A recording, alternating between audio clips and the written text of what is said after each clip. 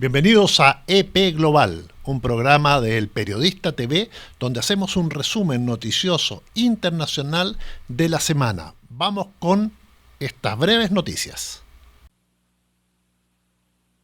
La Asamblea General de Naciones Unidas ha aprobado este viernes por una amplia mayoría una resolución de apoyo a la conocida como Declaración de Nueva York, impulsada por Francia y Arabia Saudí para abogar por una próxima solución de dos estados entre israelíes y palestinos. El texto ha salido adelante con 142 votos a favor, entre ellos el de España, y 10 en contra, incluidos los de Israel, Estados Unidos, Argentina y Hungría. Otros 12 países han optado por la abstención. La declaración aprobada en julio durante un encuentro al que no se sumaron representantes israelíes ni estadounidenses aboga por pasos tangibles e irreversibles en favor de una solución política, con acciones concretas y cuanto antes para que haya un Estado palestino independiente, soberano, económicamente viable y democrático. El presidente francés Emmanuel Macron ha celebrado en redes sociales la votación en la ONU, enfatizando que juntos puede haber un camino irreversible hacia la paz en Oriente Próximo. Ahora Macron espera poder concretar junto a Arabia Saudí y el resto de socios internacionales este plan de paz en la conferencia para la solución de dos estados que se ha convocado para este mismo mes, también en Naciones Unidas.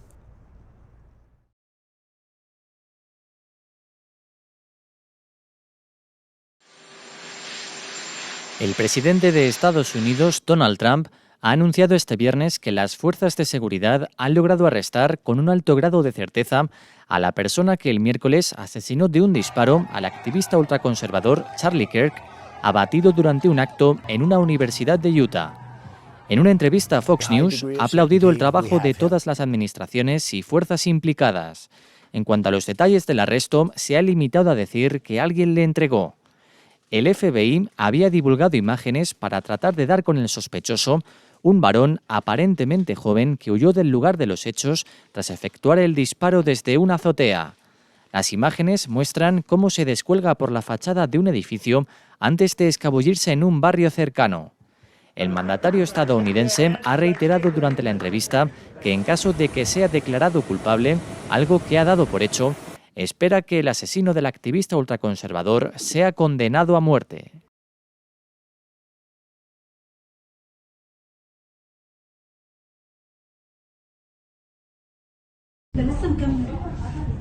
El ejército de Israel ha lanzado este martes un bombardeo de precisión contra supuestos altos cargos del movimiento de resistencia islámica Hamas en la capital de Qatar, según han confirmado las propias fuerzas de defensa de Israel minutos después de que se registraran varias explosiones en el barrio de Qatar. Así ha afirmado que el objetivo del ataque ha sido la cúpula de la organización terrorista Hamas, a quien ha culpado de la masacre del 7 de octubre y ha explicado que se han tomado medidas para mitigar los daños a los civiles. Fuentes de Hamas han indicado que el objetivo del ataque habría sido la delegación negociadora del grupo islamista palestino, que estaba celebrando una reunión para discutir la última propuesta del presidente de Estados Unidos, Donald Trump, para un alto el fuego en la Franja de Gaza, unas conversaciones en las que Qatar ejerce de mediador. El gobierno de Qatar ha condenado firmemente el bombardeo, antes de resaltar que el ataque ha alcanzado varios edificios residenciales en la ciudad.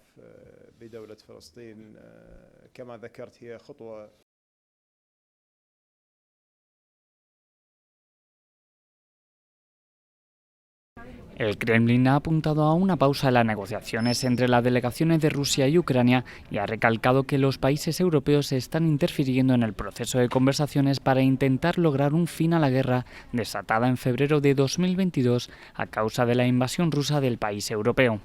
El portavoz del Kremlin, Dmitry Peskov, apunta que los canales de comunicación existen y están establecidos, pero por ahora es probablemente más apropiado hablar de una pausa.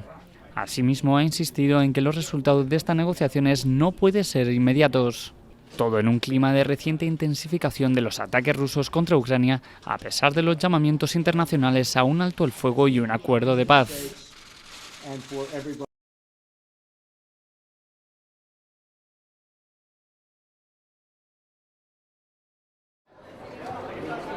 El cantante puertorriqueño Bad Bunny ha reconocido que una de las razones por las que no pasará con su gira Debí tirar más fotos por Estados Unidos es por su preocupación por las deportaciones masivas de latinos en el país, concretamente por miedo a que el Servicio de Inmigración y Aduanas de Estados Unidos pudiera hacer redadas en sus conciertos. Así lo ha explicado el cantante en una entrevista para la revista inglesa I-D. al ser preguntado por las razones de su ausencia en el país norteamericano, donde sí ha actuado en anteriores ocasiones. Bad Bunny se encuentra en su residencia en Puerto Rico, su país natal, donde este 14 de septiembre completará las 30 fechas que ha cubierto en el Coliseo de San Juan durante más de 2 meses.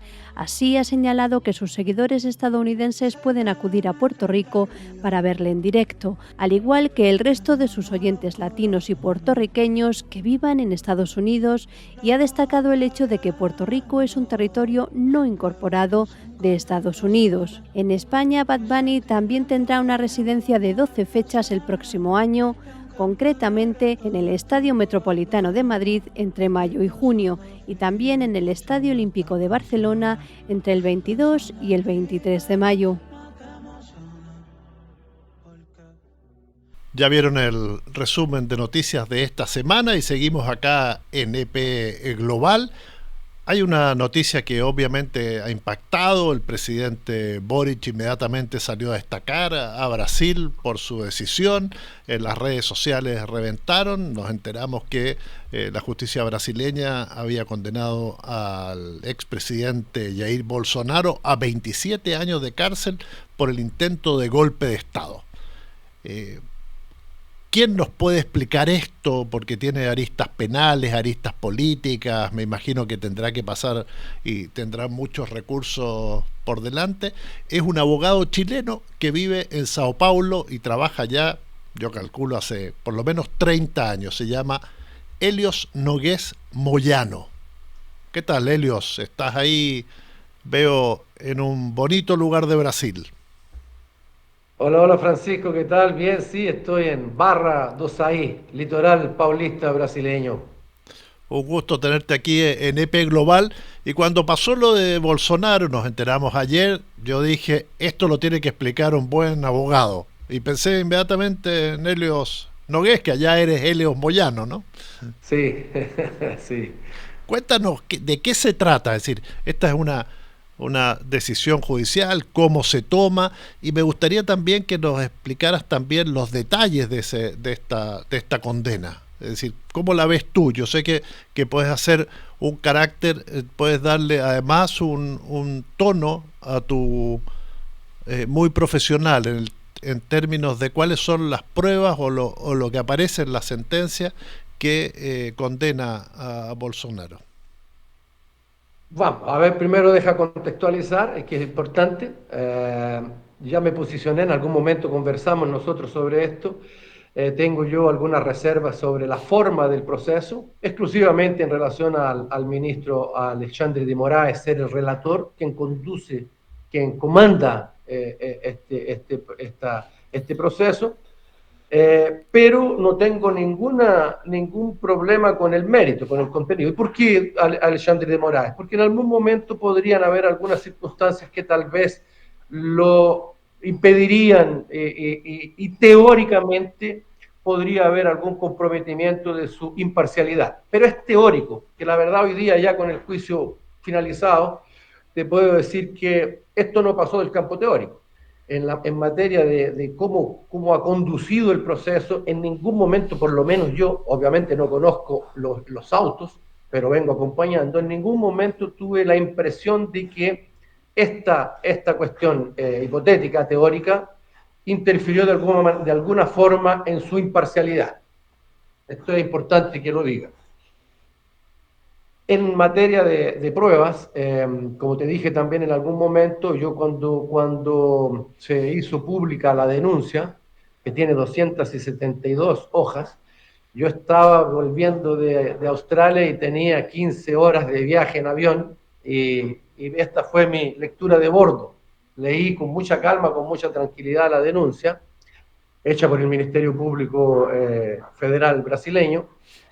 Y para quien ya se ha pasado los últimos 40 años haciendo esto, o sea, leyendo denuncias, interpretando y contestando denuncias, en fin, te puedo decir que la impresión que queda es que las pruebas son contundentes. Y esto se confirmó con la lectura de los votos. Alexandre de Moraes, a la lectura del voto de él fueron 5 horas. Las pruebas son muy contundentes y resumo esto diciéndote algo muy simple. A mí me gustan las cosas como criminalista tienen que caber en una línea. Es muy difícil defender de la acusación de golpe de Estado una persona que pasó toda su vida adulta diciendo para quien quisiera escuchar que en la primera oportunidad que tuviera daría un golpe de Estado, que es el caso de Jair Bolsonaro.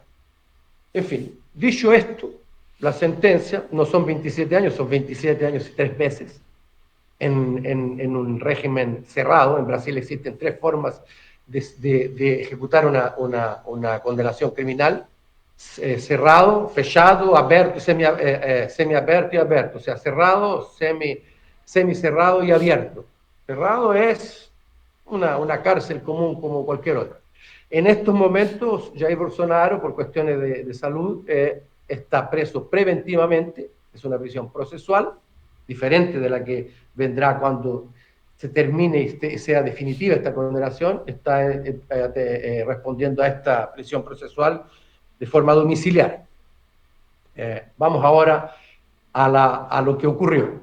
En estos momentos ya se encerraron los condenados, 4-1, el ministro Fux absolvió a Bolsonaro.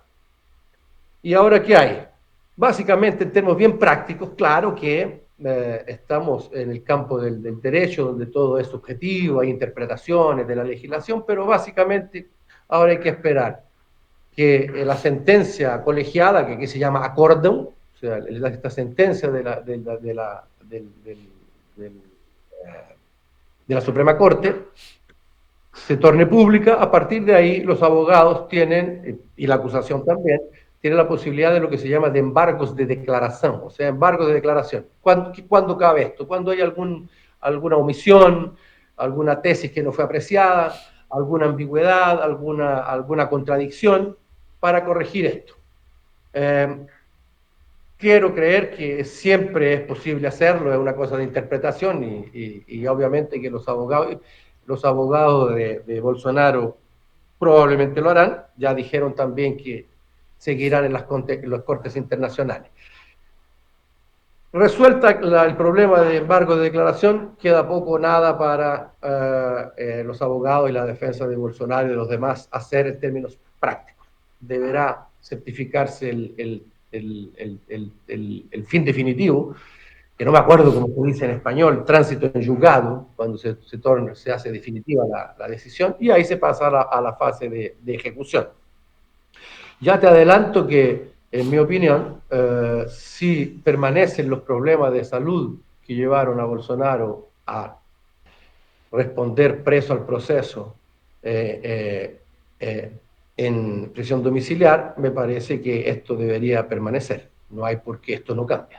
Entonces es posible que esta pena, por lo menos mientras esto no se altere, él ya empiece a cumplirla en prisión domiciliar. Y como algunos de sus problemas de salud son decorrentes también de su edad, tiene 70, 71 años, creo que esto no debe mudar. Es decir, es poco probable que vaya a la cárcel, entonces. Lo veo poco probable. A no ser, tengo que decirte esto, que siga una línea de comportamiento de no respetar algunas condiciones que le son impuestas. En este momento está preso domiciliarmente porque no respetó otras cautelares que le fueron impuestas. O sea, si no lo respeta, probablemente irá a la cárcel común. ¿Y tú ves alguna posibilidad en alguna corte internacional de llegar con un reclamo? Bueno, siempre se puede, pero... Siempre se puede, siempre es posible, pero de nuevo, como te digo, las pruebas son contundentes. De cierta forma, el proceso corrió, como te digo, continúo manteniendo mi resalva, pero es importante que se diga que en la práctica esto que teóricamente podría resultar en la prohibición o en una forma de impedir que Alexandre de Moraes sea el relator de este proceso, en la práctica no me parece que esto de alguna forma haya interferido en el juicio, tanto de él cuanto de los demás. Es decir, a lo único que puede aspirar entonces, desde el punto de vista político, es a un triunfo electoral de alguien de su sector que lo termine indultando. Exactamente, porque las decisiones eventualmente favorables en las cortes internacionales no tienen un efecto práctico inmediato en una decisión del Poder Judicial, al punto de absolverlo o cosas del estilo. Sí, tu colocación es precisa. La gran discusión en estos momentos es sobre la amnistía. ¿Eh? Parte del Congreso se organiza, quiere. Hubo ahora en La Paulista, frente a mi casa, una manifestación ahora, este final de semana pasado, mucha gente fue pidiendo la amnistía. ¿Y cuál es el punto? Ahora, como todo en derecho, te digo lo que yo pienso al respecto de esto. No va a pasar, porque el control del control de legalidad siempre, al final, es de la Suprema Corte. Y la Corte Suprema brasileña ya tiene un posicionamiento formado en algunos sentidos.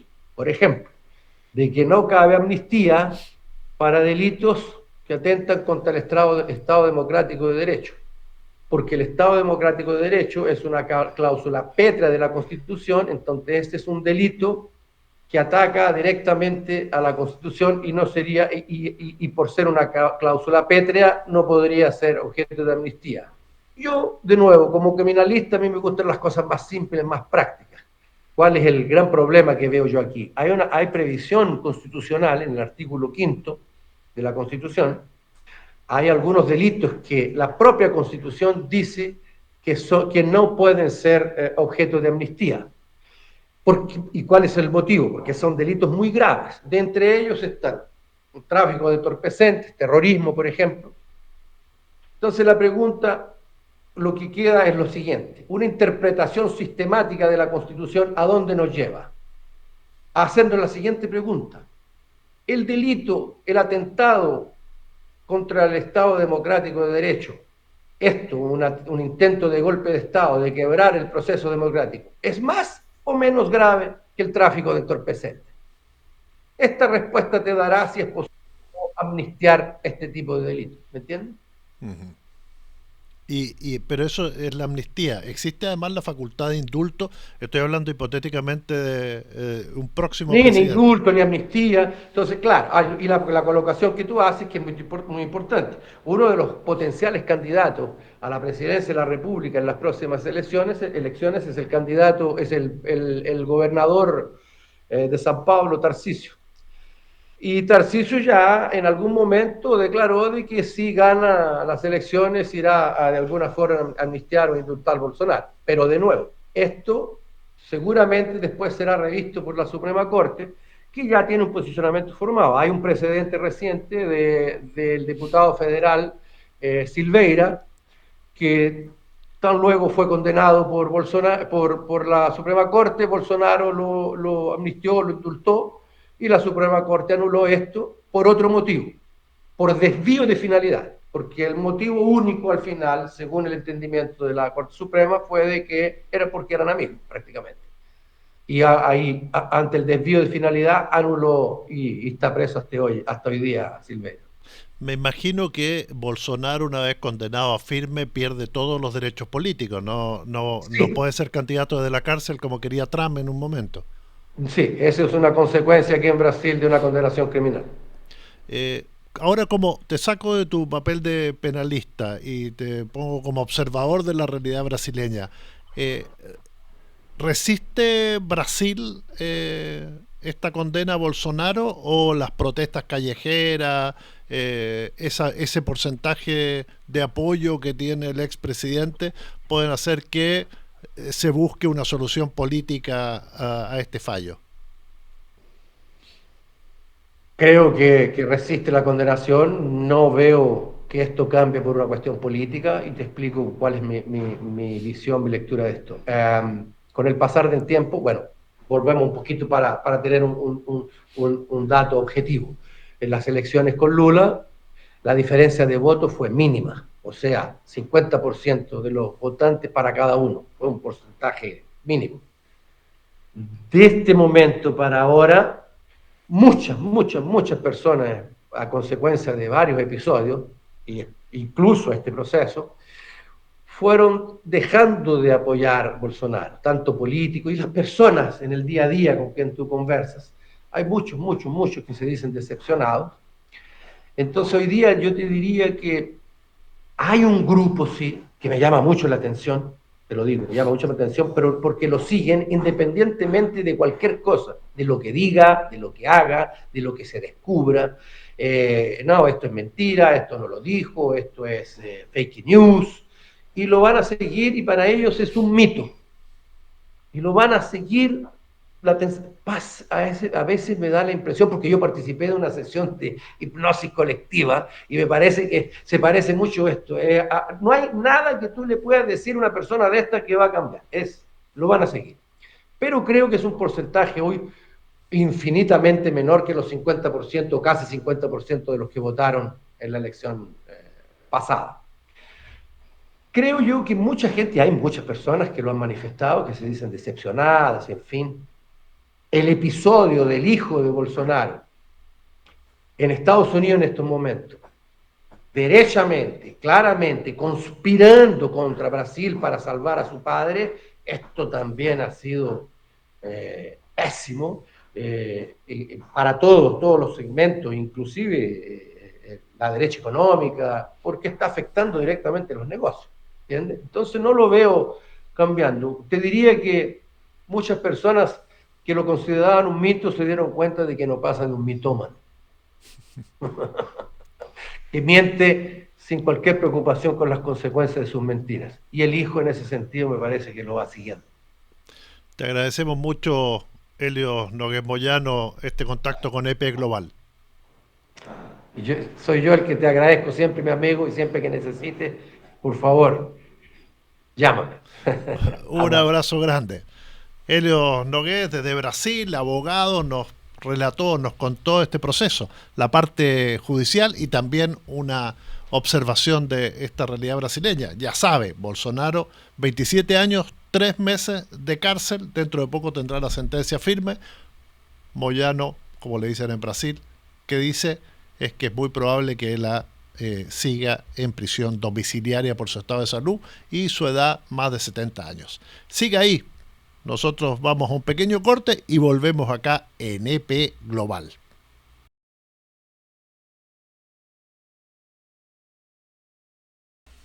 Seguimos acá en EP Global y ahora nos trasladamos hasta París, donde está el director de Le Monde Diplomatique Chile, Víctor Hugo de la Fuente. ¿Qué tal, Víctor? ¿Cómo estás? Muy buenas, ¿cómo estás, Francisco? Primero felicitarte, 25 años de la edición chilena de Le Monde Diplomatique, todo un logro. Que 25 años no es nada, eran 20, pero... Claro, 20 no era nada, pero 25 es mucho, podríamos decir. ¿Cómo se celebra y cómo llega Le Monde Diplomatique a este aniversario? Bueno, resistiendo. Como sabes tú también, los medios independientes son difíciles de mantener, pero tenemos la alegría de seguir con un periódico impreso. Yo creo que es de los poquísimos que quedan de revistas impresas, incluso de todo tipo, de políticas, pero ya en los kioscos casi no se ven publicaciones impresas. Casi no se ven kioscos ya, Víctor Hugo. Sí, hay muchos menos, pero hay. O algunos han pasado a vender otro tipo de cosas, pero efectivamente... Absolutamente. Efectivamente uno ve a Le Monde Diplomatique ahí. Nosotros, el periodista, lo tuvimos que discontinuar para la salida con la pandemia y no volvimos después. Hicimos un intento por ahí, pero no pudimos. Es que está muy difícil. Como tú dices, hay menos kioscos y los pocos kioscos que hay venden muchas otras cosas, pero además ya no hay ni siquiera agencias. Quedan muy pocas agencias que distribuyen a los kioscos en las comunas. Ya no hay las distribuidoras. Había 7 distribuidoras, después 5, 4. Estaba la Nación, por supuesto, vía directa. Después murió con Piñera, la liquidaron. Después desapareció Alfa y quedaron 2 distribuidoras, el Mercurio que solo distribuye el mercurio, y Meta de Copesa, que ahora cerró. Entonces, realmente ahora hay que distribuir a través de otras personas, a las agencias, cobrar, no es fácil. Pero queremos resistir y estar en kioscos. Pero sigues ahí porque además hay un interés, ¿no? Porque hay gente que efectivamente busca una noticia distinta, no solo por el eslogan de Otro Mundo es Posible, sino también que quiere reportajes en profundidad, análisis, que quiere leer papel, que quiere además una información internacional. Cuéntanos un poco cómo es tu público y por qué ese interés de un público chileno en las notas internacionales, que es un poco la lógica de este programa, ¿no? Sí, bueno, nosotros estamos impresos, pero también digital. Y digital es lo que va llevando hoy día a mucho más gente, muchos jóvenes leen. Pero la verdad es que artículos largos, como son los de Le Monde Diplomatique, nosotros nos reímos y hacemos bromas sobre nosotros mismos. Decimos, mira, son artículos largos, pero al menos son aburridos. Porque de verdad entregamos, o sea, no es la actualidad que se va comentando del día. Son análisis de fondo, son artículos que uno puede leer unos meses después, incluso años después. Nosotros publicamos un pequeño libro cada mes y muchos recopilan artículos de un tema de tiempo pasado y están vigentes porque son artículos de fondo. Y eso yo creo que es más conveniente impreso. Es más fácil. Si no, muchas veces uno un artículo que le parece interesante pero largo dice, qué bueno, lo voy a leer después en digital, y después casi no lo lee. Entonces hay un público que yo creo que es un público más bien de líderes de opinión, profesores universitarios, estudiantes, dirigentes sociales que quieren tener un periódico impreso y por eso sigue teniendo una cierta venta, que no es la que quisiéramos, es bastante más baja que la que uno esperaría. Pero entre eso y la edición digital logramos sobrevivir. Víctor, ¿y cómo es la situación de los otros Le Monde Diplomatique, por ejemplo, el alma mater que está ahí en Francia, y todavía sobreviven también en otros países como el caso chileno? Sí, hay 32 ediciones en el mundo, 32. Pero claro, la más importante es la de Francia y tiene más de 200.000 ejemplares, de los cuales 70.000 son impresos. Ya pasó el digital a ser mayoritario, pero igual 70.000 ejemplares impresos es importante. Y a ellos les va muy bien. Es impresionante, pero financieramente están positivos. Y es un caso casi raro en la prensa, porque la prensa en Francia como en Europa se ha ido debilitando, tanto por la baja de ventas como por la publicidad que se ha ido yendo a otros medios. Y Le Monde Diplomatique solo tiene, fíjate, de sus ingresos un 3% en publicidad. Solo eso. El 90% es de la venta, ya sea digital o impresa. Y es un caso un poco excepcional.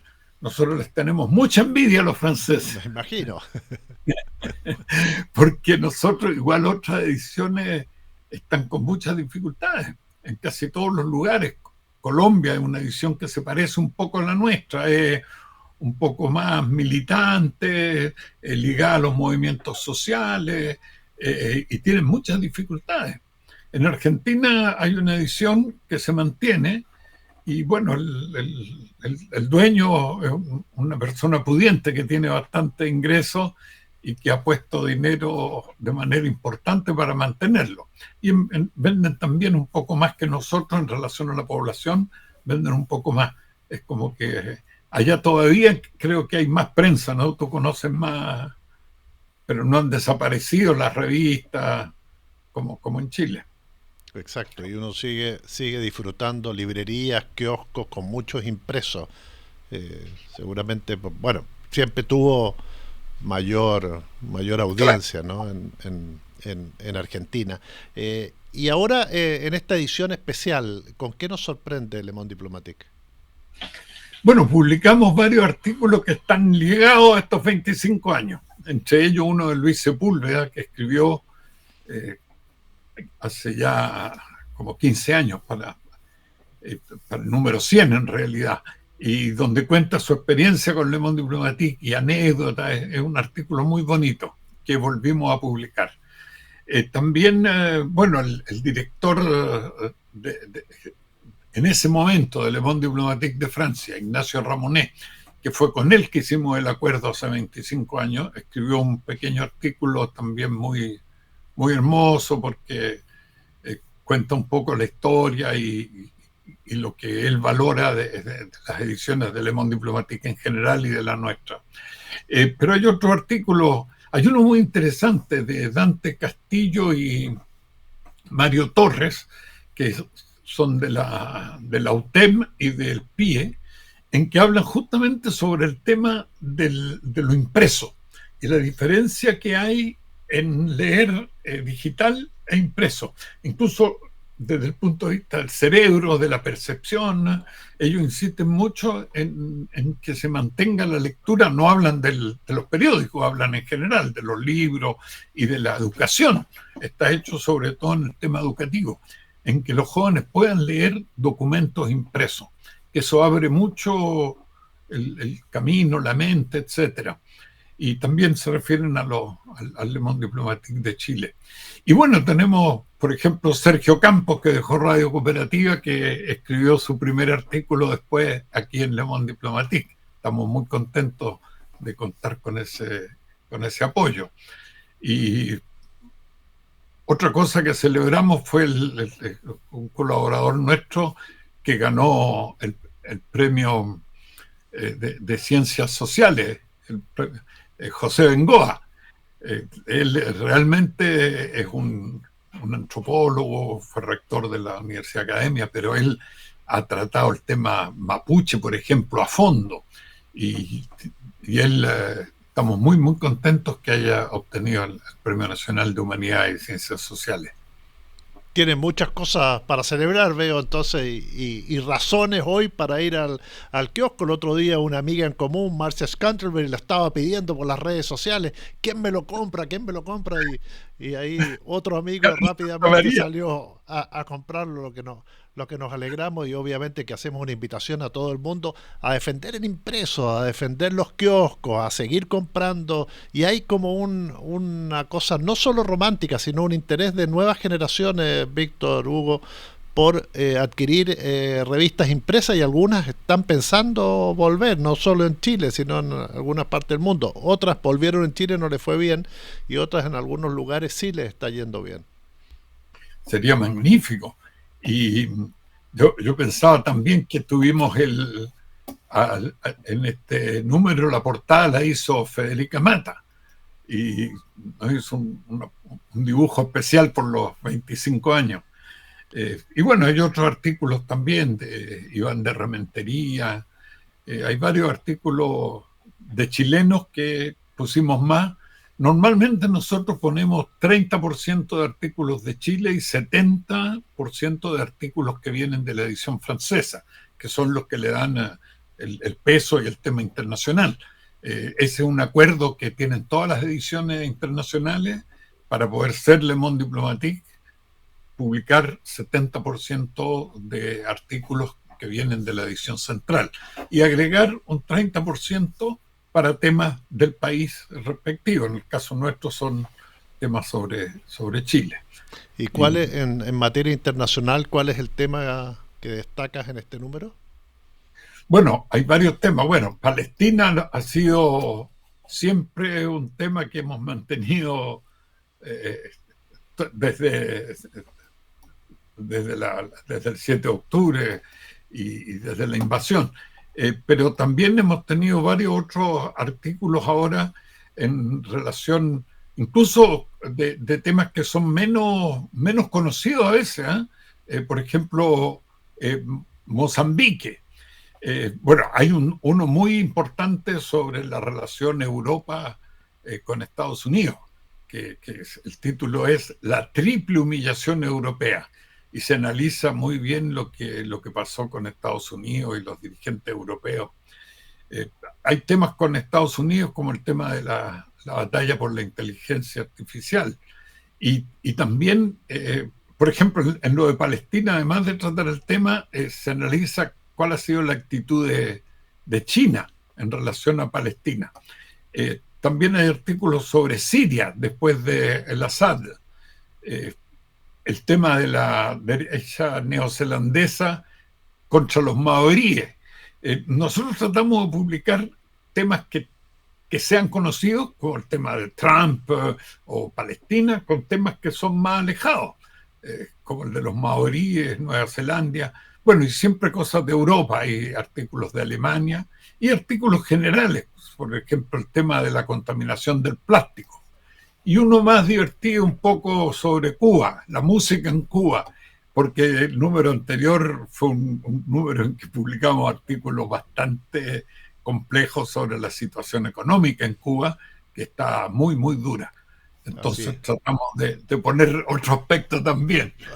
Alivianar un poco. Lo esencial, claro. Es decir, hay mucho para leer hoy en Le Monde Diplomatique. Ya sabe, puede ir corriendo al kiosco y comprarlo. Te agradecemos mucho, Víctor Hugo, por este contacto. Te felicitamos nuevamente por estos 25 años, a ti y a todo el equipo que está detrás de Le Monde Diplomatique. Muchas gracias, Francisco. Un abrazo grande. Seguimos en EP Global dentro de algunos segundos. Sigue ahí.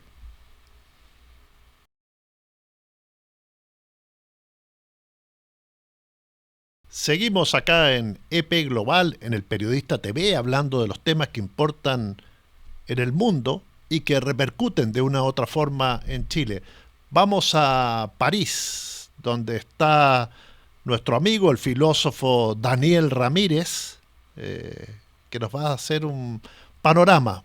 Primero, gusto de saludarte y tenerte de nuevo, Daniel, acá en el Periodista TV.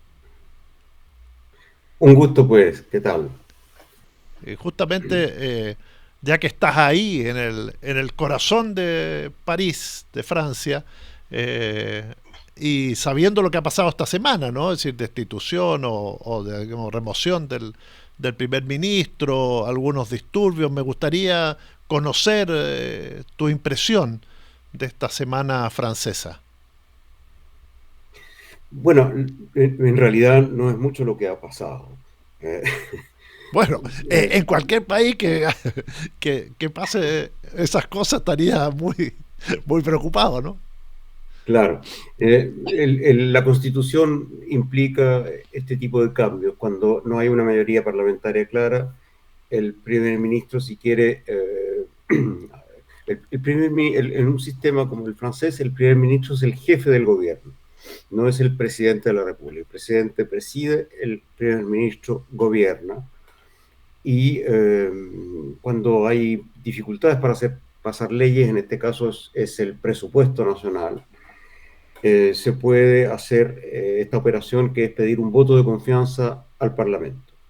Si se pierde el voto de confianza, el primer ministro tiene que renunciar y tiene que cambiar el gobierno. Y eso fue lo que ocurrió. No hay mayor cambio. El hombre que fue nombrado es un perfecto representante de la continuidad de Macron, ¿no? La política del presidente. Y bueno, ahí tendrá los mismos problemas. Dentro de algunas semanas va a tener que votar el presupuesto, va a tener que aprobar el presupuesto nacional y se va a confrontar con los mismos problemas, ¿no? Que es una deuda muy importante, y las únicas medidas que se les ocurre para ir pagando esta deuda es impuestos disfrazados de pedir más trabajo a la gente, y nunca una medida importante como sería, por ejemplo, la tasa, el impuesto Zuckman, que ha sido propuesto, que ha sido discutido incluso, que es una tasación a las grandes fortunas. Eso no se les ocurre. Daniel, y esto puede generar, porque tú dices que va a tener los mismos problemas, un ciclo de inestabilidad para lo que viene en en Francia respecto a gobiernos primeros ministros débiles que no puedan imponer su programa y que termine en una situación o escale hacia algo más preocupante? Claro, podría. Mayor inestabilidad sería si acaso ocurre lo mismo dentro de algunas semanas y el primer ministro tiene que caer, renunciar, y en ese caso no le quedaría otra al presidente que disolver de nuevo el Parlamento, cosa que hizo el año pasado y le fue muy mal. Entonces probablemente le iría peor y queda la posibilidad de renunciar el presidente mismo y llamar a nuevas elecciones. Pero nadie quiere hacer eso porque se teme, como en muchas otras partes, al triunfo de la extrema derecha.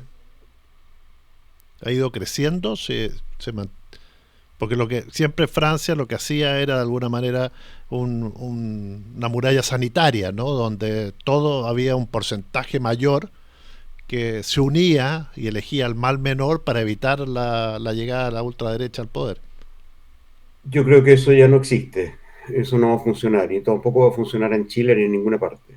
Eso es una idea del pasado. ¿Por qué? Porque simplemente la derecha, y no la extrema derecha, la derecha tradicional, se ha ido plegando cada vez más a las ideas de la extrema derecha. El jefe del partido republicano de acá no es como el partido republicano en Chile, es más bien la derecha tradicional. Es JYU, que es un hombre prácticamente de extrema derecha. Casi todo su discurso está basado en expulsar a los inmigrantes, en la seguridad, en la policía, y ese es casi el único tema, ¿no? Entonces, esa derecha tradicional se va a plegar a la extrema derecha y van a ganar. Eso es lo que pasaría. Eso del cordón sanitario ya no resulta, puesto que ya se ha usado 3 veces ese argumento. Cuando salió Jacques Chirac en el 2005, 2004, por ahí, reelegido con una mayoría inmensa porque Jean-Marie Le Pen, el padre del actual Le Pen, quedó en la segunda vuelta. Después, la primera vez del presidente Macron fue lo mismo, era Marine Le Pen contra Macron, entonces todo el mundo vota por Macron. Y es una política tecnocrática de centro derecha, y todos los partidos de izquierda están obligados a votar por él. Algunos no lo hacen, como la izquierda, la France Insoumise, pero eso no va a cambiar mucho las cosas. Por esa razón, pienso yo que es una mala política y es una mala apuesta hacia el futuro. No se puede seguir montando estrategias electorales con el miedo a la extrema derecha. Y eso lo digo también pensando en Chile. No se debe hacer eso. El voto en una democracia debe ser un voto de adhesión a un proyecto político y no de temor a otro proyecto político que tienen todo el derecho a presentarlo, puesto que son sus ideas. Eso es lo que yo creo. Entonces, puede haber un periodo de inestabilidad y que podría generar elecciones anticipadas, pero es probable que eso no ocurra, ¿no? El actual primer ministro es el que era hasta la semana anterior ministro de Defensa, es decir, ministro de des Armées, se llama, que es ministro de las Fuerzas Armadas. Un hombre bastante eficaz, muy buen negociador, muy inteligente. Bajo su administración del presupuesto militar, las ventas de armas de Francia aumentaron enormemente. El año pasado fueron 21.000 millones de euros, 21.500 millones de euros. Este año, en lo que va, y se supone las previsiones, los encargos son ventas que todavía no se han hecho, de aviones Rafale, de submarinos y otro tipo de cosas que construye Francia, llegarían a los 40.000 millones de euros. Entonces es un hombre que ha probado su eficacia en ese plano, ¿no? Probablemente va a ser bastante más sólido que el ministro Bayrou que renunció. Entonces podría durar. Ahora, hay que destacar, Daniel, que es un mundo en guerra que necesita armas. Es decir, cualquier persona que hoy ponen a venderlas, creo que tiene tanto mercado, ¿no? Con tanta confrontación que hay en el planeta. Desde que el gran problema de nuestras democracias, y digo nuestras en el sentido muy amplio, ¿no? Nuestras democracias europeas, sudamericanas, de la India o de donde sea, ¿no? El Japón, todos son democracias, entendiendo que es una palabra que implica muchas diferencias, ¿no? El gran problema de nuestras democracias le obedecen al mandamás de este asunto, que es Donald Trump. Y como Donald Trump, desde el comienzo de su segundo mandato, dijo que los presupuestos militares tenían que, principalmente de Europa, debían elevarse al 5% del presupuesto nacional, todo el mundo empezó a hacerlo. Holanda ha comprado 3 aviones Rafale. Cada avión Rafale cuesta una fortuna incalculable, equivale como a varios hospitales. Otros países de Europa han comprado submarinos franceses. ¿Le tienen miedo a qué? ¿A que Rusia invada? ¿A que Rusia invada qué? ¿Luxemburgo, Bélgica, Portugal? ¿Cuándo Rusia, en la historia, en la larga historia, ha intentado una cosa similar? Jamás. No es capaz de tomarse la totalidad del Donbass, ¿ya? Que es el este de Ucrania. Y aquí se hace, en estos países, se hace como si efectivamente Europa estuviera amenazada por esta especie de potencia zarista de Putin, que es detestable, yo estoy totalmente de acuerdo con eso. Pero en el fondo no es más que obedecerle a Donald Trump para que él disminuya su gasto militar y con eso balance la economía norteamericana. Es una cosa bastante increíble, ¿no? Entonces, un mundo en guerra no es un mundo en guerra, son países que están en guerra y las grandes potencias los apoyan. Es Israel que está en guerra, es Rusia que está en guerra con Ucrania. Hay guerra en Yemen, hay guerritas entre Pakistán y la India, y hay diferentes conflictos. Todos esos conflictos implican compra y venta de armas, y países industrializados, especializados en eso, como Francia, equilibran su economía vendiendo armas de destrucción masiva. Y después se pretende perseguir a países como Irán, por ejemplo, que intentan dotarse de armas de destrucción masiva. Entonces es un mundo absurdo, ¿no? Yo pienso que más allá de que puedan haber periodos de inestabilidad, de movimiento político, como en Francia o en otras partes, a mí lo que me interesa es que debiéramos empezar a pensar, a tener una filosofía, una ética de la política mundial diferente, ¿no? Y eso es lo que no veo aparecer por ningún lado. ¿Y qué pasa en Estados Unidos? Porque justamente acá tenemos un presidente elegido democráticamente que ya se ha convertido en un, lo decía el otro día el periodista Daniel Matamala, en un aprendiz de dictador, y pronto va a pasar a eso. Es decir, vemos cosas que detenciones callejeras, represión, atacando la libertad de prensa, y fundamentalmente lo que está haciendo en todas partes del mundo, imponiendo su pensamiento y sus medidas. Pero es el grueso de la población norteamericana, por lo menos a través de una elección, que lo eligió y lo quiere ahí en la Casa Blanca. Sí, por supuesto, por supuesto. Igual Benjamin Netanyahu tiene mayoría, de acuerdo a las encuestas que se han podido hacer, tiene una gran mayoría en Israel. Eso es un hecho que no debiera, si tuviéramos un mínimo de orgullo y de espíritu de independencia y de espíritu de autonomía de ciudadanos, no debiera conducir la política en los otros países, ¿no? Es absolutamente increíble que los países europeos, que no están amenazados por nadie, obedezcan a esta admonición de aumentar el presupuesto militar, ¿no? Como si no faltara dinero en la educación, incluso en Francia, el iletrismo, toda esta historia que en Chile ocurre tanto también, ¿no? De la delincuencia, de los bandoleros, de los gangs, de los gángsters, de la droga, tiene que ver con la educación.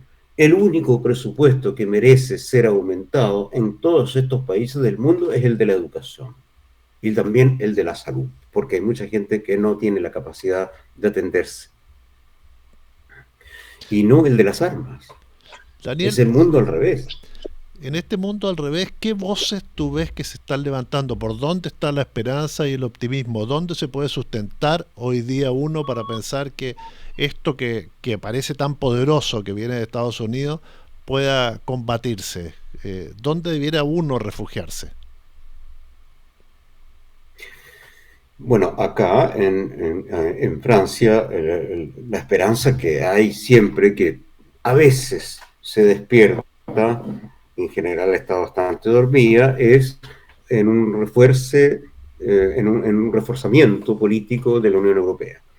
La Unión Europea podría, si acaso se decide hacerlo, podría contrarrestar esta política unilateralista y prepotente de los Estados Unidos. También es interesante, es interesante saber que las cosas se van equilibrando de mala manera, sin duda. Por ejemplo, el acercamiento muy importante que ha habido entre Putin y Xi Jinping, ¿no? Entre Rusia y China. Hace algún tiempo, cuando empezó la guerra en Ucrania, algunos se preguntaban, ¿y por qué China no aprovechó la oportunidad para ampararse de Taiwán?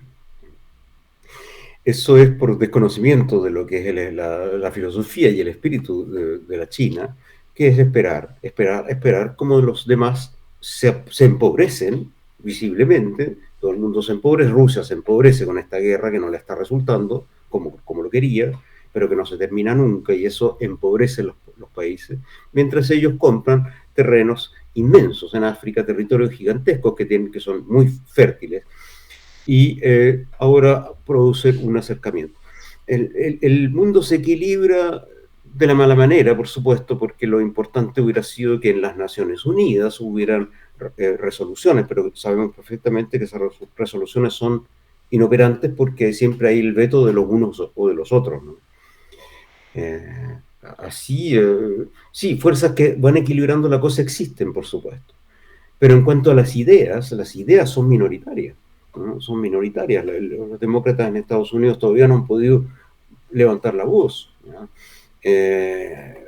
No creo que eso ocurra muy rápidamente. ¿Y cuál rol le ves a América Latina en esto? Es decir, nosotros de una manera nos creemos un continente importante, pero que hoy día también está muy tensionado, y que tampoco ha sido capaz de tener una voz única. No ha sido capaz, y eso es una gran pérdida, ¿no? Es una cosa lamentable. Yo ahora que hay elecciones, ¿no? Hay elecciones en Chile, cuando hay elecciones en otras partes, siempre veo los programas y echo de menos una cosa que no se le ocurre ni a los unos ni a los otros. Tal vez me equivoco porque no he leído en detalle todos los programas de los candidatos menores, pero nunca nadie propone el ideal de Bolívar. No he visto a nadie que proponga un acercamiento importante, por ejemplo, para el problema de la mediterraneidad, de la salida al mar de Bolivia, ¿ya? Eso no se toca en esos temas. ¿Por qué? Porque siempre hay un nacionalismo ramplón, digno de la peor incultura que se ha permitido en nuestros países. El hecho de que cada uno se rasque con sus propias uñas debilita a nuestros países de una manera absurda, ¿ya? América Latina podría efectivamente ser un contrapeso a estas cosas, como lo está haciendo China, ¿ya? Por su parte.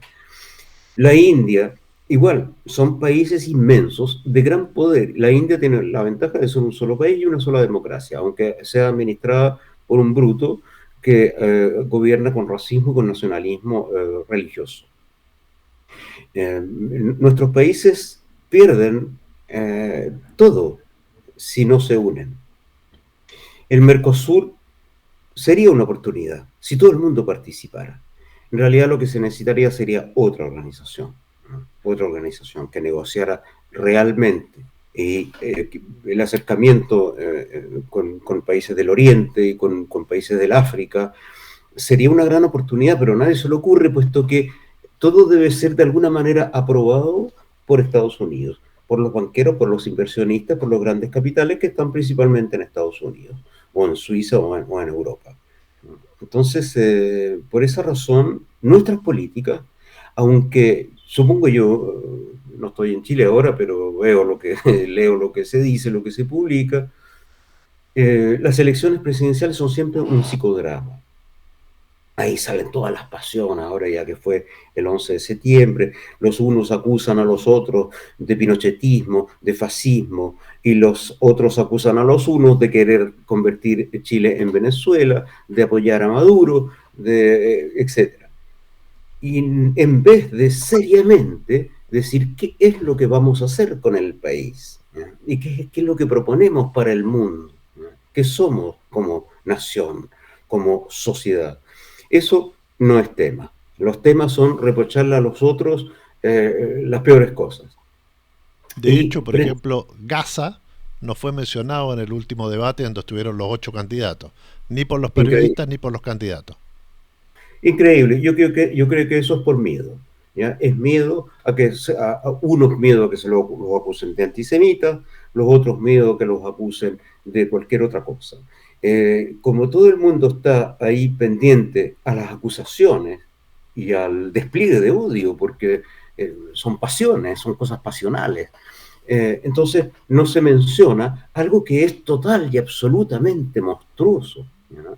En la historia futura, en las décadas que vienen, los historiadores van a mencionar nuestra época, este año, los años que acabamos de vivir, este año y tal vez el próximo, como los años de una paradoja increíble, en los cuales se ejecutó un genocidio y ahora con proyecto abiertamente mencionado y no disfrazado de anexión de territorios, sin ningún tipo de legalidad y sin que nadie diga nada. Cuando ocurrió el Holocausto de los nazis, no se sabía.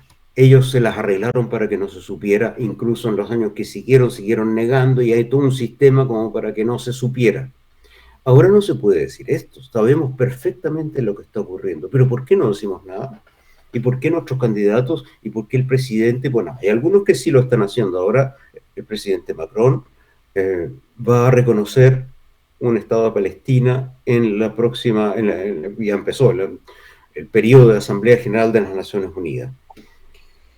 Bueno, eso no resuelve nada, pero sí ayuda a las personas, a los ciudadanos. El reconocimiento de un Estado que no existe puede parecer paradójico, pero es el reconocimiento a ciudadanos que tienen derechos y por esas razones pueden acogerse a cortes internacionales. No tiene su importancia. Pero que en el último debate nunca nadie haya dicho nada de eso me parece increíble. Además es un tema que ha estado presente. Te agradecemos mucho, Daniel, que nos hayas acompañado aquí en EP Global, este programa que ya tiene su segundo capítulo y que trata de esto, de entender lo que está ocurriendo en el mundo. Muchas gracias. Muy bien, pues. Hasta pronto. Nos estamos viendo. Usted sigue ahí, que vamos a tener interesantes entrevistados acá en esta nueva edición de EP Global. No se vaya.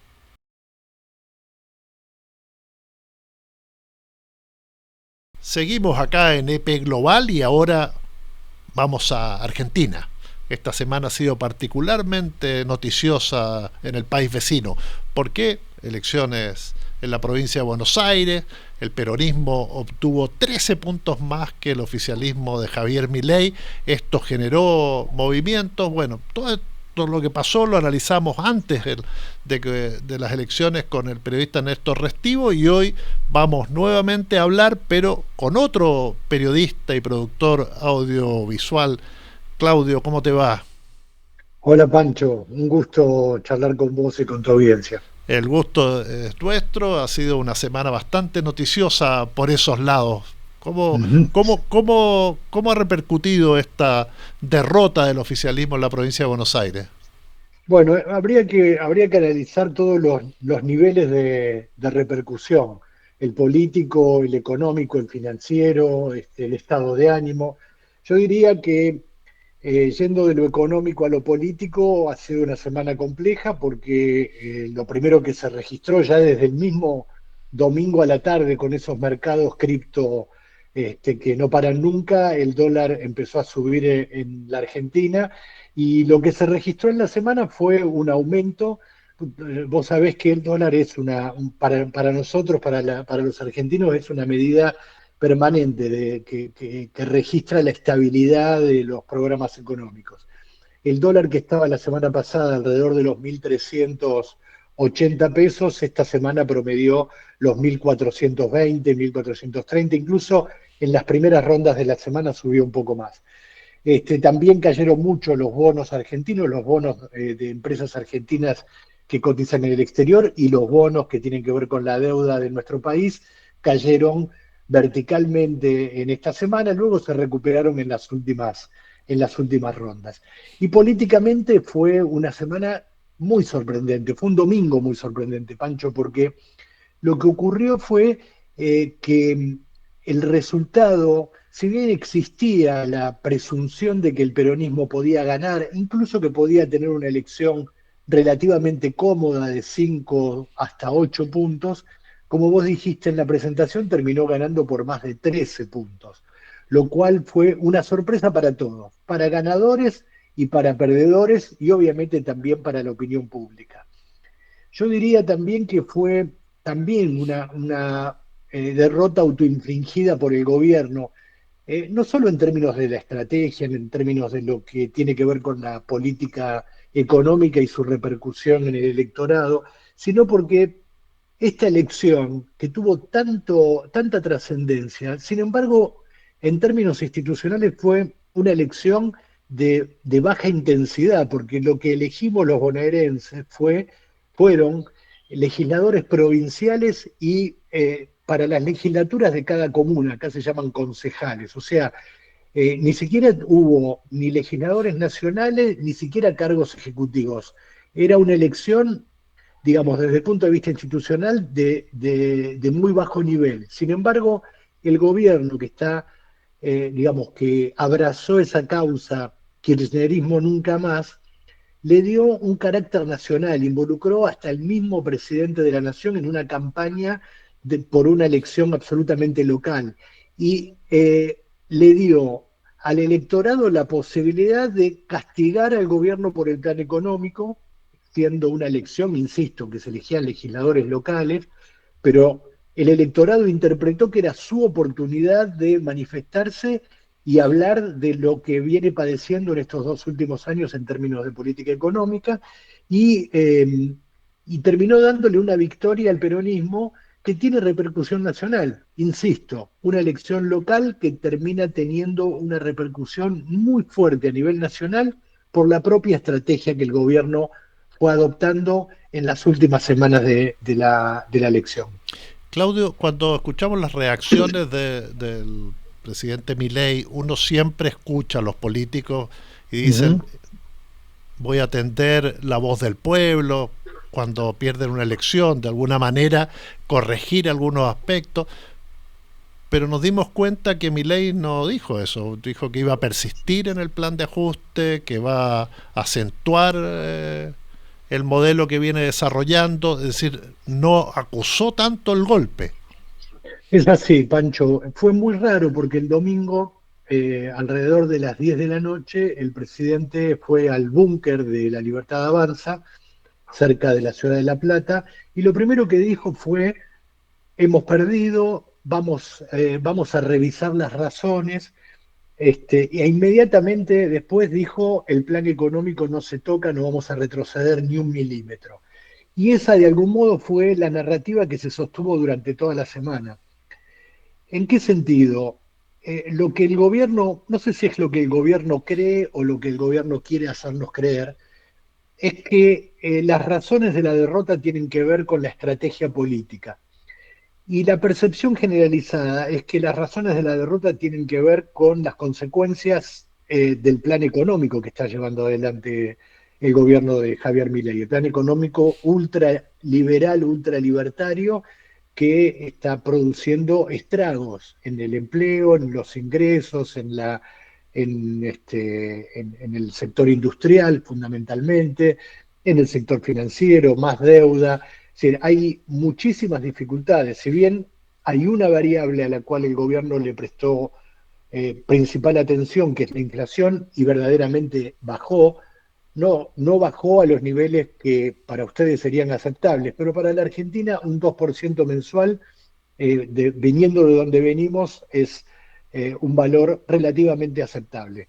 De donde venía en el gobierno del peronismo hasta fines de 2023, haber llegado a un 2% es relativamente un éxito desde el punto de vista económico. Ahora, las consecuencias de ese éxito son nefastas. Estamos atravesando una recesión infernal, con cierres de empresas, con despidos, con una caída vertical del ingreso de los trabajadores, con consecuencias muy duras en el sector público y con sectores que están muy afectados, Pancho, los jubilados, la gente, las personas con discapacidad, los hospitales públicos, los científicos, los universitarios. Son sectores que han sido particularmente atacados por este gobierno y que de algún modo han traccionado este voto castigo que hemos vivido el domingo pasado. Entonces, en síntesis, coincido plenamente con tu mirada. El gobierno parece no haber acusado el golpe, al menos en lo económico. En lo político sí ha tomado algunas decisiones en términos, digamos, diría maquillaje más que cambios profundos. Tampoco tiene demasiado tiempo. Ustedes piensen que en poco más de un mes, el 26 de octubre, tendremos sí la elección nacional, donde se van a elegir simultáneamente en los 24 distritos del país, se van a elegir diputados y senadores nacionales. Esa es una elección verdaderamente importante para el gobierno, porque ustedes saben, es un gobierno con mucha debilidad parlamentaria. Tiene un bloque verdaderamente pequeño. Con las alianzas que fue haciendo con el PRO y otros partidos, logró impulsar, al menos tener una estrategia defensiva en el Parlamento, que no le pasen todas las leyes que querían, que la oposición quería aprobar. Pero digo, para el gobierno es muy relevante la elección de octubre, porque van a tener la posibilidad de engrosar, de engordar ese bloque parlamentario y darle impulso a muchas de las leyes y de las reformas que el propio Javier Milei le prometió al Fondo Monetario Internacional. El Fondo Monetario le viene pidiendo una reforma laboral, o sea, bajar considerablemente la protección a los trabajadores, una reforma fiscal, o sea, una reforma impositiva, y también una reforma previsional que baje el costo que tienen hoy las jubilaciones en nuestro país. Entonces, para semejante paquete de reformas, el gobierno necesita un parlamento más a favor, no lo tiene, apenas llega a un tercio del parlamento. Ustedes piensen que La Libertad Avanza es un partido que hasta hace 3 años, 4 años no existía.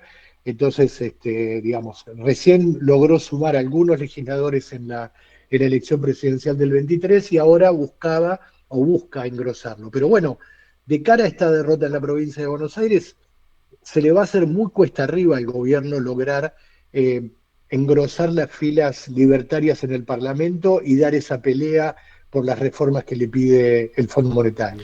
Claudio, justamente lo que dice, y tomándome de tus últimas palabras, la provincia de Buenos Aires representa el 40% del electorado. ¿Uno podría proyectar esta elección del domingo pasado a lo que ocurra en octubre? ¿O hay muchas diferencias todavía entre provincia y otras regiones? Bueno, si bien la provincia de Buenos Aires suele ser un promedio de muchos comportamientos políticos, lo que pasó, Pancho, en el último tiempo es que el sistema de partidos en la Argentina se ha modificado, se ha atomizado. Bueno, en Chile pasa algo parecido también, digamos, han surgido nuevas identidades, nuevas alianzas. El peronismo tiene en la provincia de Buenos Aires un bastión muy fuerte. Yo diría el kirchnerismo, como también se lo menciona, o sea, el grupo que responde a Cristina y Máximo Kirchner, tiene en la provincia de Buenos Aires un peso muy importante. No pasa lo mismo en otros lugares. El peronismo históricamente, incluso en los primeros gobiernos de la democracia, como el de Raúl Alfonsín, tenía una cantidad enorme de gobernadores. Ahora esas identidades están mucho más repartidas y te diría que algunas identidades políticas son federaciones de partidos, o sea, hay mucho provincialismo. En provincias como Misiones, por ejemplo, se ha desde hace más de 20 años establecido una identidad política que es el Frente de la Concordia, que tiene procedencias políticas desde el peronismo, desde el radicalismo y desde otros lugares, y desde hace más de 20 años que gobierna la provincia. Y así hay un montón de lugares. Hay, por ejemplo, un partido que sin peso nacional como el radicalismo tiene varios gobernadores, gente que gestiona muy bien y que uno podría imaginar que tienen una representación nacional o una identidad nacional y sin embargo no logran articular para armar algo más potente en una elección, por ejemplo, presidencial. A ver, el triunfo del peronismo del domingo pasado generó una corriente de optimismo muy fuerte dentro del partido y dentro de los sectores populares, lo que se llama el movimiento nacional y popular. En torno al peronismo siempre sectores progresistas se unen electoralmente y acompañan al peronismo. Esto viene pasando desde hace 2 décadas por lo menos.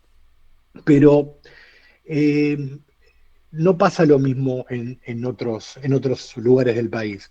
Yo creo que el peronismo va a hacer una buena elección en octubre, particularmente en la provincia de Buenos Aires y en otros territorios, pero hacer una lectura nacional de los resultados va a ser un trabajo arduo para los analistas políticos, porque, insisto, hay muchas identidades que en principio incluso pueden compartir sellos, peronismo, radicalismo, pro, libertad avanza, pero después a la hora de gestionar la política lo hacen de manera independiente. Vamos un poco a la política ficción, ¿no? Que Sí. este es un gobierno que, como tú dices, tiene 1/3 de representación en el Congreso, que está aplicando un fuerte ajuste, que es muy resistido socialmente y que en su primera elección en la provincia de Buenos Aires la pierde, ¿no? Y la pierde estrepitosamente cuando nadie lo pensaba. Si es que no cumple o no logra tener una buena performance en octubre, ¿tú crees que Javier Milei pueda terminar, por ejemplo, su mandato? Bueno, hay especulaciones muy serias esta semana y no solo especulaciones desde sectores claramente opositores como puede ser el peronismo. Te diría, Pancho, que los peronistas han sido los más prudentes en esta semana a la hora de analizar el futuro del gobierno de Milei. Dentro de sectores cercanos, de sectores liberales, de medios liberales, ha habido especulaciones no en off, sino en on. Hemos escuchado a analistas con muchísima trayectoria diciendo, bueno, Milei se juega una parada muy fuerte en el mes de octubre y si no sale bien, tiene una debilidad parlamentaria que lo puede de algún modo exponer a un juicio político y a una destitución. Eh, si no logra superar ese tercio, ese número mágico que lo protegería ante un eventual juicio político, eh, corre riesgos de terminar antes su mandato. Ahora, ¿por qué sería eso? Bueno, primero por la crisis económica, digamos que es algo que atraviesa a muchos sectores de la sociedad. Pero también ustedes han advertido que en este último tiempo se han multiplicado las denuncias por corrupción, y no son denuncias por corrupción en sectores alejados del despacho presidencial. Diría que hacen eje y hacen epicentro en el despacho presidencial y en su entorno político y familiar. Hay 2 casos en particular. Uno tiene que ver con la estafa de la criptomoneda Libra que ocurrió en el mes de febrero y que ahora ha cobrado impulso, tanto judicial como en la comisión investigadora en el Parlamento. Ese es uno de los casos que vienen llevando la justicia de un modo extremadamente lento desde febrero hasta ahora. Ahora, después del resultado del domingo, el fiscal se puso un poco más activo. Y el otro es un caso muy reciente, de un mes atrás, que tiene que ver con supuestos pagos de sobornos, de coimas, en la Agencia Nacional de Discapacidad, que se han popularizado a través de unos audios del ex presidente, el exdirector de esta agencia, que revelaba que se cobraban sobreprecios y que ese dinero iba directamente a manos de la secretaria general de la presidencia, que es Karina Milei, la hermana del presidente, o como él la llama, el jefe.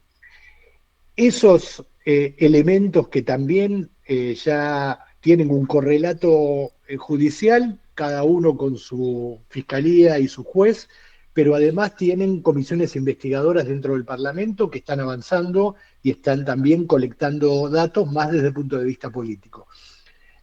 En caso de un mal resultado para Milei, estos dos elementos pueden ser vitales a la hora de evaluar un juicio político. Obviamente que eso va a depender mucho del resultado, de que el gobierno logre por lo menos obtener un 30%, diría que es un número, un umbral que debería orbitar el resultado del gobierno para no quedar tan desguarnecido. Con ese 30% entiendo que podría blindar su continuidad, pero bueno, ya hay muchas especulaciones. Pero siempre... Te diría que hay algunas especulaciones, insisto, muy cercanas en términos ideológicos de gente, a ver, para ser claro, hay gente del establishment que estuvo muy contenta durante estos 21 meses de políticas ultraliberales del gobierno de Javier Milei, que hoy está alejándose y pensando en promover otro tipo de soluciones. Y esto tiene que ver con el empresariado y también con la política. Mira, un ejemplo nada más.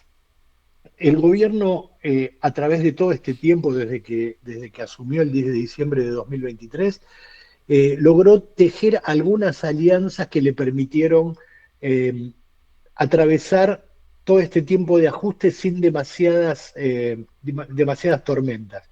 Esas alianzas se fundaron en acuerdos con algunos gobernadores, algunos del peronismo, otros del radicalismo, otros de partidos provinciales que le dieron cierto blindaje político, también parlamentario, y de narrativa, por supuesto.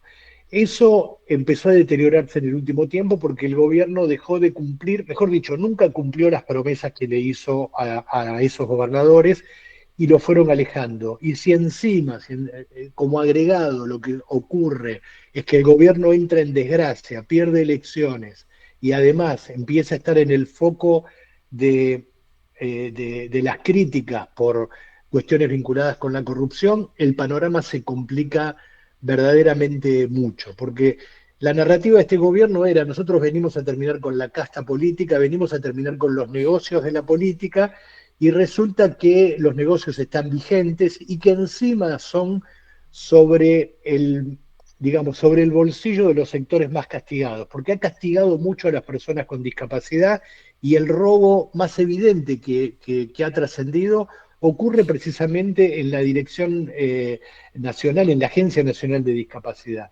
Y un ejemplo, te hablaba de los gobernadores.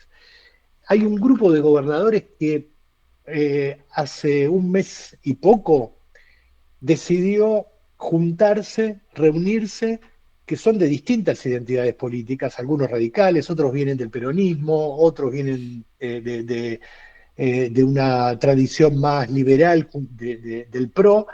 Se han reunido en un espacio que se ha denominado Provincias Unidas. Todos los trascendidos periodísticos dan cuenta de que eso era algo que estaba previsto por este grupo de gobernadores. Son 5 o 6 gobernadores: Córdoba, Santa Fe, Chubut, Chaco, y algún otro más. Todos los periodistas coinciden en que ese armado político estaba previsto para que sea en el mes de diciembre, o sea, después de las elecciones. Todos descontaban que le iba a ir relativamente bien al gobierno y que recién en ese momento esos gobernadores iban a empezar un camino de diferenciación política del gobierno nacional. Bueno, la crisis económica, pero también la crisis política derivada de los modos del presidente, el modo de maltratar a propios y ajenos y de los casos de corrupción, hizo que ese grupo de gobernadores decidiera fijar esa identidad política y participar de las elecciones nacionales. ¿Por qué? Porque quieren tener representación orgánica en una eventual asamblea legislativa que tenga que elegir a un eventual sucesor de Javier Milei frente a una crisis política. ¿Qué quiero decir? ¿Quiénes son elegibles de acuerdo a la Constitución argentina? Si el presidente y en este caso la vicepresidenta Victoria Villarroel son destituidos, cosa que habría que ver. Milei probablemente sí, habría que ver qué pasa con Victoria Villarroel, pero pongamos esa hipótesis de que son destituidos los dos, el Pleno de la Asamblea Legislativa, o sea, los senadores y los diputados juntos, pueden elegir algún miembro de las cámaras o algún gobernador. Digamos, es lo que pasó en el año 2001. Primero se eligió a Adolfo Rodríguez Sá, y luego de la renuncia de Rodríguez Sá, una semana después de ser elegido, finalmente se eligió al senador Eduardo Duhalde, que fue el que gobernó la transición hasta que fue votado Néstor Kirchner. De esas cosas, Pancho, que a los periodistas que nos gusta la política nos fascinan porque tienen que ver con las especulaciones y con las mesas de arena, se ha hablado mucho en esta semana en la Argentina. Me imagino. Y Claudio, ¿quién capitalizó mejor a tu juicio en esta semana la elección del domingo? ¿Massa, el gobernador de la provincia de Buenos Aires, Kicillof, el kirchnerismo representado por Cristina y su hijo?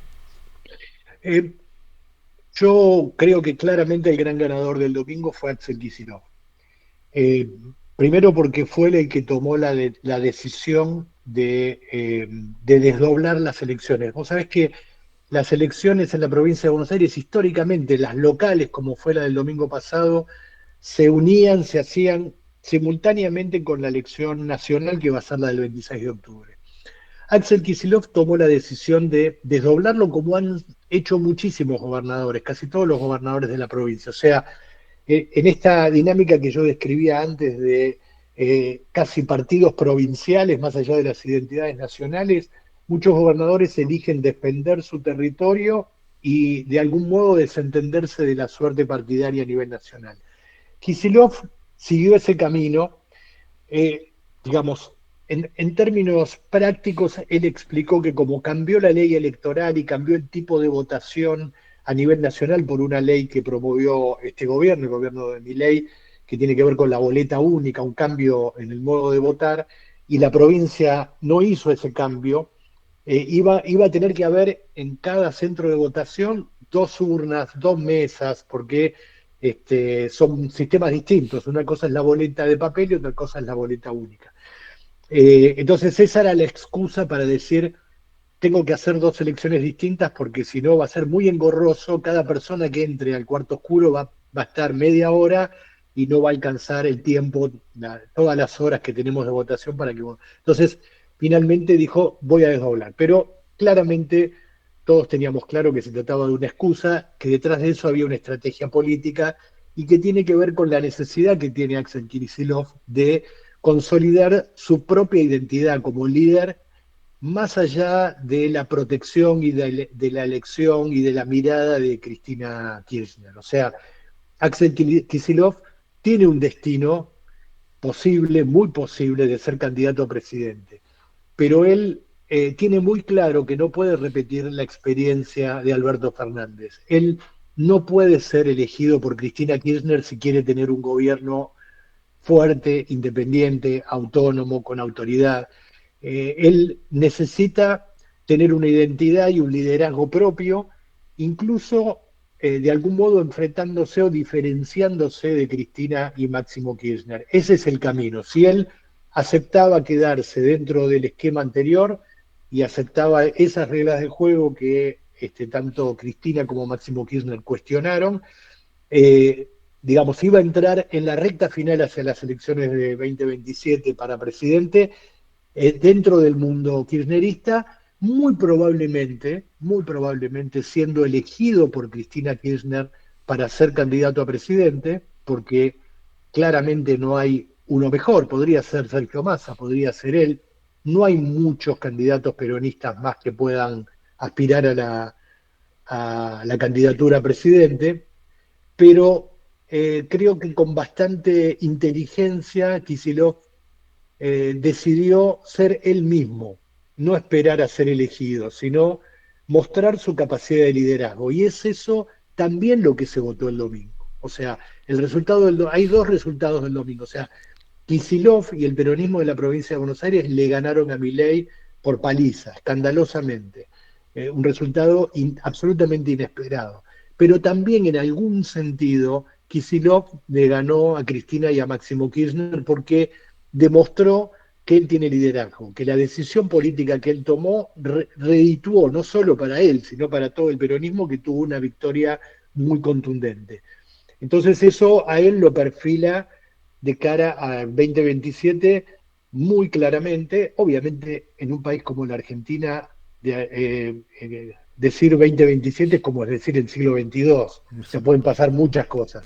Claudio, pero sí. Para terminar, ¿hay alguna posibilidad, lo ves tú, considerando la psicología del presidente Milei, sus aspectos ideológicos y su discurso, que pueda remontar esta sensación de que comenzó su caída y su descenso en popularidad y en prestigio? Un conocido analista político, Raúl Timerman, un consultor político, dijo, se agotó, el tiempo de Milei se agotó, lo cual no quiere decir que haya terminado su presidencia. Él puede terminar tranquilamente su presidencia, todavía tiene mucho apoyo, no es un presidente que, digamos, si bien ha demostrado mucha debilidad esta semana, no es un presidente que esté de salida, digamos.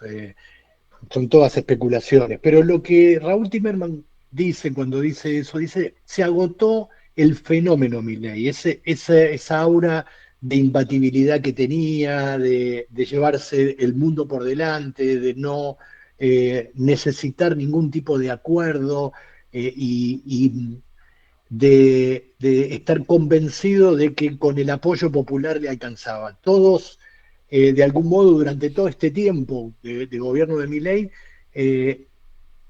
convivimos con la idea y aparte con la perplejidad de que el gobierno tenía un nivel de apoyo muy significativo. Y el domingo pasado eso se rompió. Es como un equipo que viene ganando y pierde el invicto. Perdió el invicto y decir, también podés perder. No estaba en los planes. Ahora, ¿cómo remontar el resultado? Hay poco tiempo, ¿sí? Vos sabés que ninguna medida económica o política rinde frutos tan rápidamente. Me parece muy difícil que Javier Milei cambie su estilo. Es más, yo creo que si él cambia su estilo va a perder por más, porque si hay algo que llamó la atención y que lo hizo tan singular fue su estilo confrontativo, su agresividad y hasta su crueldad. A lo que voy es, para medidas económicas hay poco tiempo, él está tratando de tender puentes con algunos gobernadores, yo diría no tanto con una especulación electoral, para la que, insisto, hay poco tiempo, sino pensando en cierto blindaje parlamentario, porque hay una puja. El Parlamento está votando leyes para restituir derechos a las personas con discapacidad, a los jubilados, a los científicos, a los universitarios. Aprovecha su mayoría en el Parlamento la oposición, ya no solo el peronismo, sino una oposición más grande, apoyada por varios gobernadores, y van, digamos, sancionando leyes en la Cámara de Diputados y en la Cámara de Senadores. Se sancionan leyes que luego el presidente veta. Cuando el presidente las veta, vuelven al Parlamento y ahí al presidente le alcanza con tener un tercio para confirmar el veto. Bueno, esa disputa es muy significativa porque, digamos, el mantra de este gobierno tiene que ver con el déficit fiscal, y muchas de estas medidas, desde la perspectiva del gobierno, atentan contra ese déficit fiscal. En síntesis, y yendo a responder tu pregunta, a mí me parece difícil, digamos, si fuera un médico te diría, es difícil que puedas curarte de una enfermedad si el diagnóstico no es bueno. Y a mí me parece que el gobierno no hizo un buen diagnóstico de la elección del domingo. El gobierno está convencido, insisto, vuelvo a la primera respuesta, o nos quiere convencer de que el problema fue político, o sea, de que no armaron bien las listas, que no llevaron candidatos atractivos, que no hicieron una buena campaña, que equivocaron la narrativa. Ese sería el paquete de problemas políticos que el gobierno describe cuando describe su propia derrota. Ahora, la percepción generalizada es que el castigo del electorado no tuvo que ver con los candidatos del gobierno ni con la política, tuvo que ver con el padecimiento económico que está sufriendo la población. Vos sabés que el voto a Milei en el año 2023, curiosamente, tuvo un componente popular muy significativo. Para llegar al casi 56% que sacó en la segunda ronda, en el balotaje, no se llega en la Argentina a un 56% solo con la clase alta o la clase media acomodada. También hacen falta votos del sector popular. Milei tuvo en su momento muchísimos votos del sector popular que estaba desencantado con el gobierno fallido del Frente de Todos y del peronismo. Ese es el voto que en buena medida Javier Milei perdió el domingo.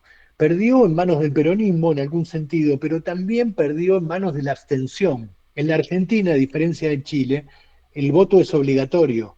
Y el domingo pasado votó solo el 63% de la gente, que es un número relativamente bajo para la Argentina, que siempre, y la provincia de Buenos Aires en particular, supera el 70%, pero hubo 2 millones de personas, Pancho, que el domingo no fueron a votar. Y se presume que entre esos 2 millones de personas que no fueron a votar, hay muchas personas que en el 2023 votaron a Milei y que hoy están desencantados y que todavía no quieren volver al peronismo ni a otra identidad, que están muy enojados con lo que está pasando.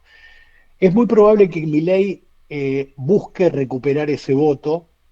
Ahora, ese voto tiene un componente económico muy significativo y es casi imposible pensar que en el tiempo que queda, un mes y muy poco, pueda encontrar recursos económicos para satisfacer ese sector que está perdiendo el empleo, que vio cómo caían en picada sus ingresos, que tiene un padre, un tío, un abuelo jubilado y que sus ingresos se desplomaron, que tiene una persona con discapacidad en su familia y que no está atendida, que es universitario y ve cómo las universidades públicas están perdiendo dinero permanentemente. O sea, hay muchos sectores afectados desde el punto de vista popular. También uno puede decir que Milei perdió un voto blando de sectores, llamémosle acomodados, sectores de clase media alta, que creyeron ver en Milei una continuidad del republicanismo que proponía Mauricio Macri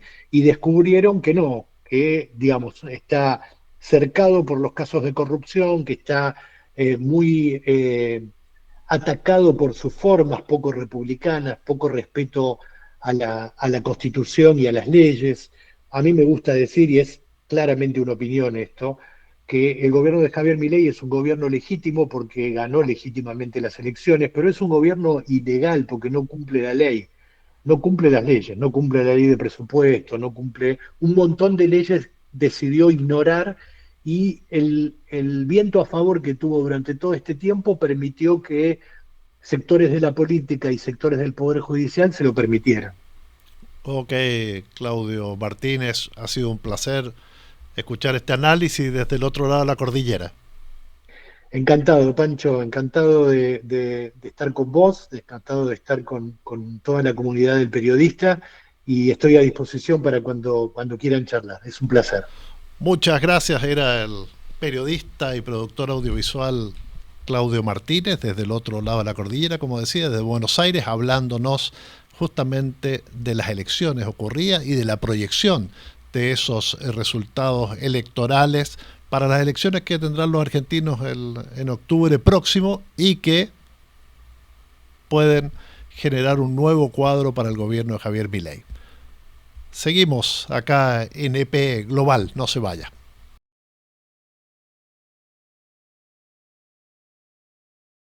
Esto fue EP Global, el programa que trata de resumirle la semana con las mejores noticias del mundo. Analizamos todo lo que está pasando. Ojalá le haya gustado. Si lo hizo, ya sabe. Compártanos.